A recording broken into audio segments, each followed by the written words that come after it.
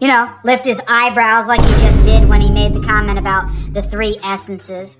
I mean, it's so obvious, Jay. Look, I was born at night, bro. But I wasn't born last night, bro. I'm not that stupid. Assalamu alaikum, everyone. Welcome back. I'm Jake, the Muslim Metaphysician. Is Jay Dyer dodging me? Now, I've been claiming on Twitter. Why? Because he knows that philosophically he can't handle a discussion with me. He can't handle a metaphysical discussion. With the Muslim Metaphysician. He can't. He knows that. You're lacking. You're lacking. You gotta come up with a better answer to the Muslim Metaphysician. We're slowly demonstrating that Jay is just afraid. I don't know why, other than maybe my presence makes him uncomfortable. Or maybe he's scared of the arguments. But Jay don't want a philosophical, theological debate with the Muslim Metaphysician. Why is that, Jay? You were willing to debate that with Sheikh Asrar just a couple of weeks ago, but with Jake, you don't want that smoke. You don't want that debate. With the Muslim Metaphysician. The Muslim Metaphysician. With the Muslim Metaphysician. Debate Jake. I don't think I'm going to debate Jake. I mean, we had, an amicable relationship in the Discord for a long time. Then it became obvious that he was just there to kind of get reconnaissance. Jake won't state what his Akida is, and we've always made that a requirement for debates. He didn't want to have, he had some arbitrary requirement about he had to have a specific amount of time in cross-examination where I couldn't talk. And I'm like, no, I'm not doing that. So there was multiple reasons why neither of us would budge on our debate standards. From my vantage point, you're going to get the same offer everybody else got, right? So if Asrar Rashid got the same as Shabir Ali, you're going to get the same offer. If you don't like it, okay. So that's one. He hasn't really debated anybody who's knowledgeable enough to really critique the Trinity from an internal paradigm. I don't think his debate opponents really understood. Sheikh Asrar, much love and respect to you, bro. But guess what? You don't know the Trinity like I do. You don't know how to actually critique and... So for me, the Trinity was always a problem because it didn't make sense. But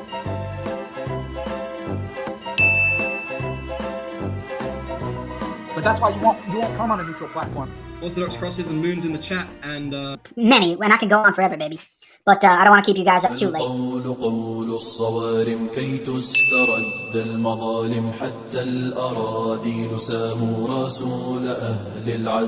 Because you're thinking on a higher level, it's going to be very, very hard for you to find a Muslim that's going to match you on a philosophical level. Those Muslims who are philosophically trained are not doing polemics or debates. The people that are doing polemics and debates are the lay Muslims who are not qualified, even according to Islam, to be discussing Islam. Sheikh Asrar, much love and respect to you, bro. But guess what? You don't know the Trinity like I do. You don't know how to actually critique and... He hasn't really debated anybody who's knowledgeable...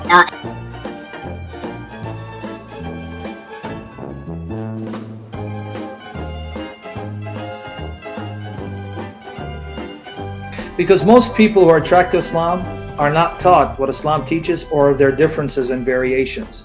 Do convert to Islam, this is what you're going to find common among all of them. Common among all of them.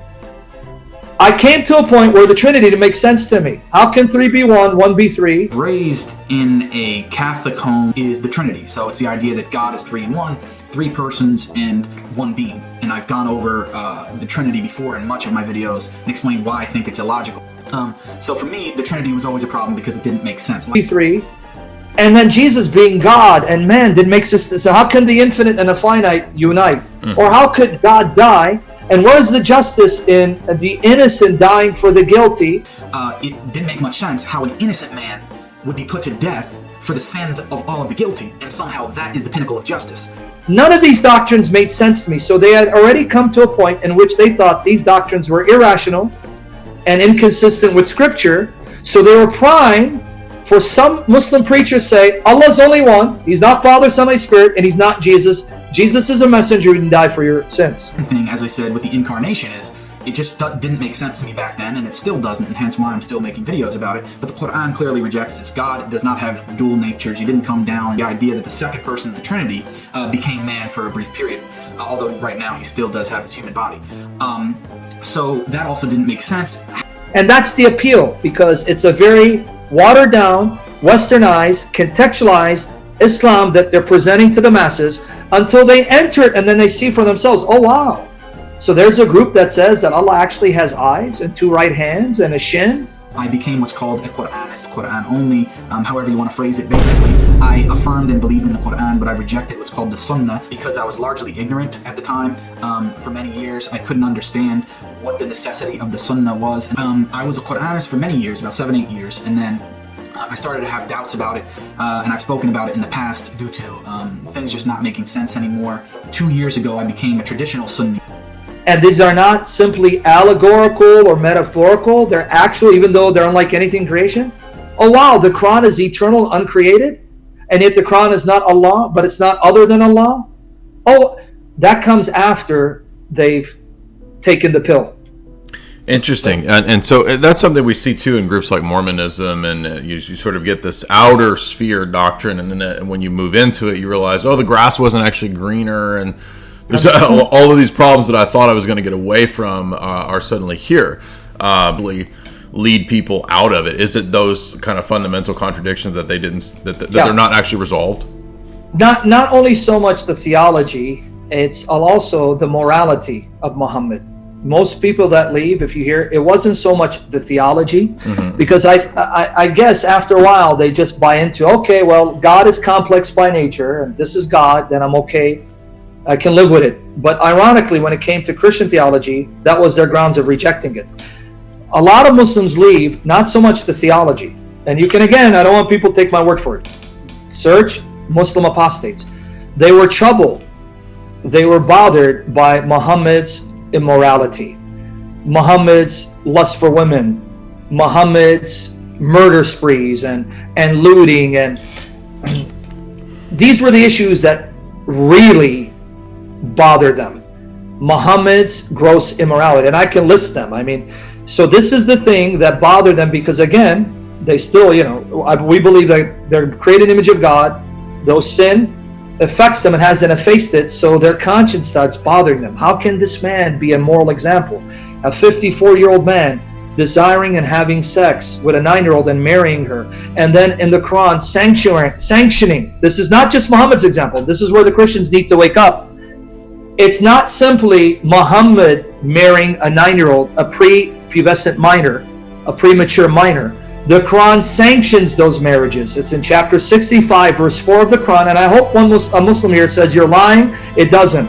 I call Islam the religion of pedophilia, because there is no set age when a maiden is considered mature enough for marriage. You can marry a girl if she's 6 or 7. There is one criterion, however, and this is stated in 65 verse 4, that you can marry a prepubescent, premature child who hasn't even menstruated. That's in 65 verse 4. There's one condition, and I'm going to try to keep it G-rated. The one condition is if she can handle penetration. If not, then you need to wait and take it easy on her. It's because Muhammad is immoral, and once they're convinced Islam is false, then all other religions are false. Because to them, if there was any religion that had any chance of being true, it's Islam. Judaism, Christianity, forget about it.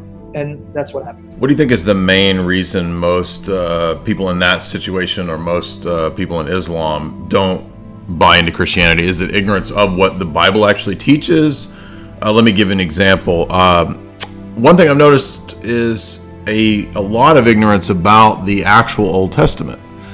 For example, if I were to talk about the Old Testament picturing of the temple and the purpose of the temple, and how the temple was a type of Christ and this kind of stuff, it seems to be completely lost on every Muslim I've ever talked to. They have no conception of why it would even be necessary, what the purpose of anything in Leviticus was, or anything that was typological of Christ, like the Passover, this kind of stuff. So there seems to be just no knowledge of the Old Testament at all for most. So all the other worldviews and systems out there have basic moves in epistemology, metaphysics, and ethics that lead to contradictions. Our position is the only one that gives a coherent account for that, and that's because our Trinitarian metaphysics allows that. How does your Trinitarian metaphysics make more sense with the Tawhid that I articulated, which would make more sense than a man being God? Because this claim of a man being God was not only made, more sense, common sense, fallacy. It's not made only by your church, it's also made by, in America, for instance, you have every other decade, you have people claiming to be divine. None of that's relevant to what's true or false. And in fact, you have even the Assyrian in fallacy. Right? Meaning, and according to them, Jesus could not have said it because the Quran says Jesus is a Muslim. So it's circular in its argumentation. But again, like I said, the glorious thing about Islam is that it's consistently inconsistent.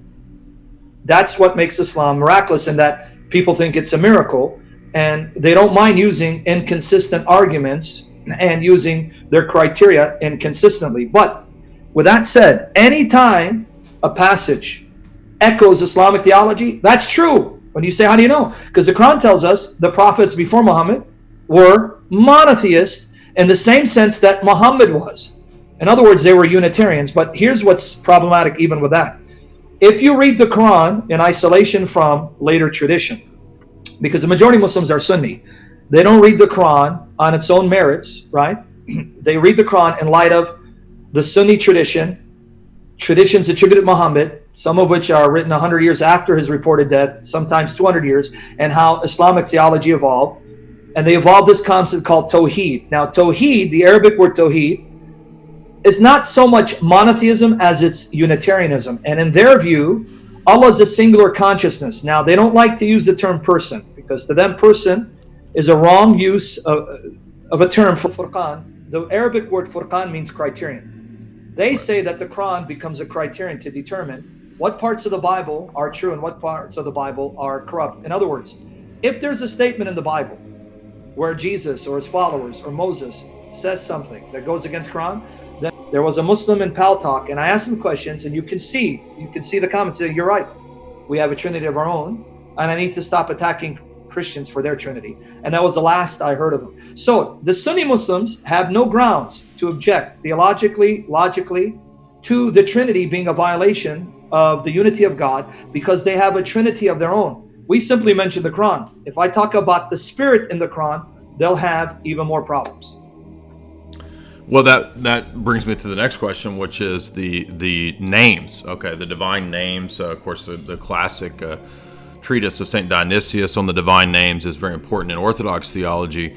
And what he tried to outline there was, how do we speak about God with human language, created phrases and terms? And what's normative for us in our tradition is analogy. We do use analogical predication. And that just means that if we think about God as Father, if we think about God as Judge, if we think about God as Merciful, we are thinking about the created categories, and we're not identifying God with created categories, but we're saying that he is like those things in his actions. The way he operates with us is like a father, is like a judge.